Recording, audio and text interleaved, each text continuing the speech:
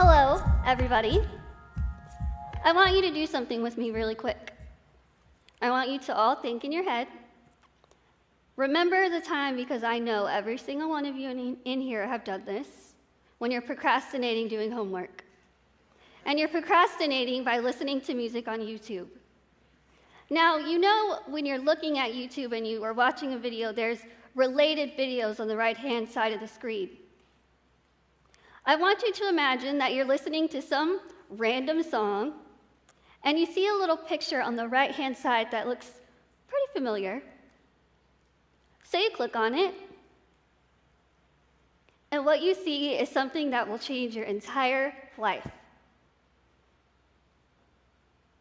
Imagine if you clicked on the video, and you realized that somebody posted a video of you and labeled it the world's ugliest woman or man.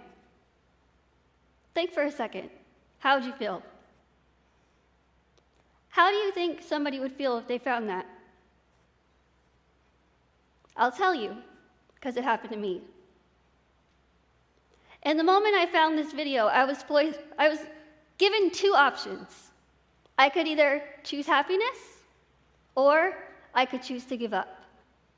Now, being in this situation isn't something that's new to me, because I was born with a very, very rare syndrome. There's only 3 people, including myself, that we know of that have this syndrome. I'm 24 years old. I've never weighed over 62 pounds my entire life. I literally could eat whatever I want, whenever I want, and not gain weight. Now, it might sound pretty amazing. It is. Just be honest. But I am so small, and I look very different from other people. So as you can imagine, when people see me and they've never heard my story, they don't know who I am, they know nothing about me, they see me and they think, what's wrong with that girl? What eating disorder does she have? Why is she so skinny? From the second I was born, the doctors prepared my parents to expect absolutely nothing out of me. They said I wouldn't come out crying. They said I would never talk, I would never walk, I would never crawl. I would literally accomplish nothing in my life. And my parents said, you know what? We're going to take her home, we're going to love her, and we're going to raise her as best as we can.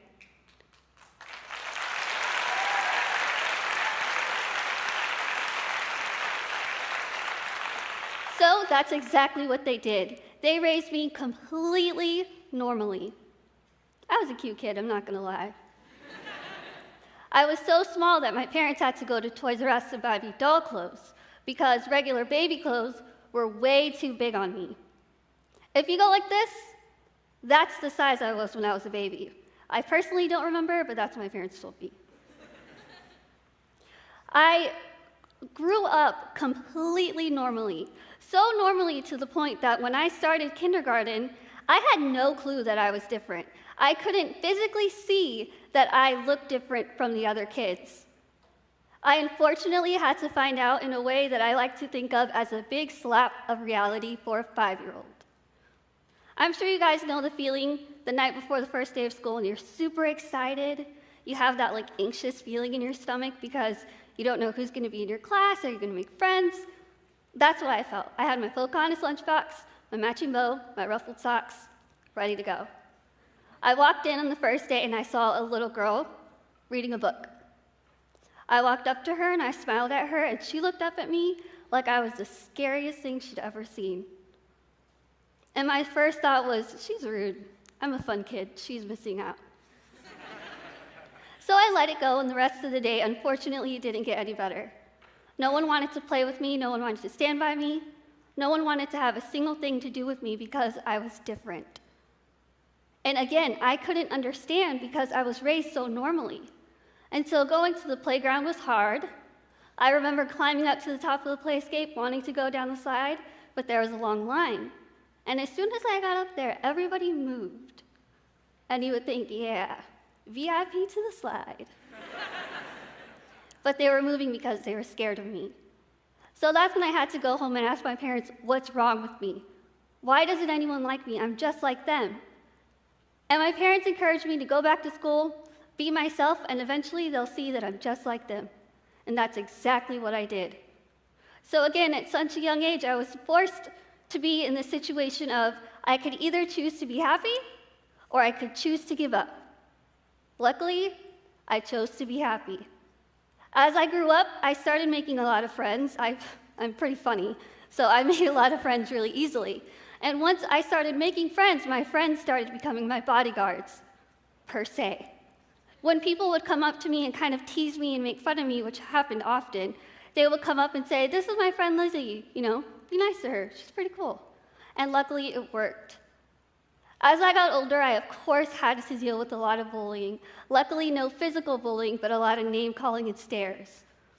And so I felt self-conscious a lot, even though I was so young, because I didn't look like the popular girls. But I, again, continued to be myself. Through middle school, I did cheerleading. I was a flyer. You could have seen how high I went up in the air. I realized that I was a people person. I loved being around people. I loved talking to people, meeting new people. So I joined every organization that I could think of. High school cheerleading, yearbook staff, newspaper, theater. I hate acting. I won an award in a play. I was doing all of these things, and once I got to high school, I was at a very high point, and I felt really good about myself. Until the day I found the YouTube video. This video is 8 seconds long.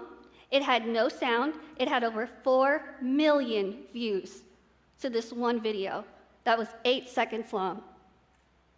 I scrolled down, and there were thousands of comments on it telling me I should kill myself. If people see my face, they would go blind.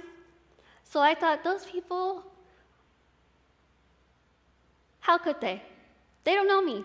They know absolutely nothing about me. So again, I was put in the position choosing happiness or to choose to give up. And in that moment, I didn't want those people to define who I was as a person. I wanted to tell them off. I did. But I told myself, Lizzie, you're going to prove to these people that they're not going to win and they're not going to hold you down. So at this point, I'm deciding, how am I going to get my revenge? What am I going to do? I'm a very goal-oriented person, so I decided to set 4 goals for myself. I decided I was going to be a motivational speaker, I was going to write a book, I was going to graduate college, and I was going to have my own family and my own career. I made these goals when I was probably a sophomore, beginning of junior year.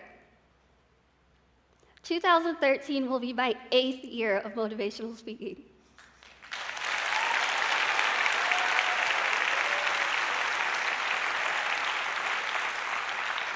I told myself I wanted to write a book. I never thought I'd be like on Harry Potter, Twilight level, but I knew I wanted to write a book. My first year of college, I published my first book called Lizzie Beautiful in English and Spanish.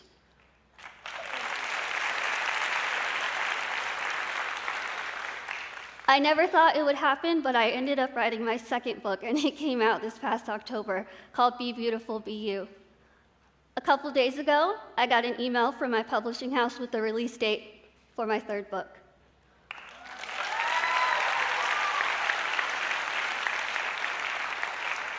I told myself I wanted to graduate college, and this May I will be getting my degree from Texas State University. My 4th goal is to have my own family and my own career. The family part, down the line. I'm only 24. The career part, I feel like I've gotten a good jump on it. And so now I'm faced with, what's next? What am I going to do? One of the biggest motivations for me to accomplish all those things was that YouTube video. Every time I was sad, every time I doubted myself, you may think this sounds kind of crazy and you're thinking, why? I would go back to that video and I would look at every comment, every hateful comment, and it was fuel to my fire to keep going. Every nasty comment made me want to work even harder. Even harder. It's kind of funny timing because my mom said, well, your goals are pretty much going to be all done. What are you going to do now? Are you going to take a rest? And I said, no, are you kidding? Why would I waste my time? My next goals are going to be even bigger. But that bad video was finally taken down. So I thought, great, things are looking up, life is pretty good. This past Sunday, as I was preparing for this speech, I started getting a lot of Twitter notifications. And when that happens, my heart sinks, because I never know if it's something bad. Unfortunately, it was something bad. Somebody else posted another bad video of me. This person had over 1 million subscribers to his channel. He Googled my name in his video, had horrifying music playing when the search came up, and all of his subscribers started Googling me and sending me really hateful things. My dad's always told us you could have your one good cry, and then you have to pick your chin up, smile, and move on to the positive. I had my one good cry, I smiled, and I said, what great accomplishment is this video going to lead to?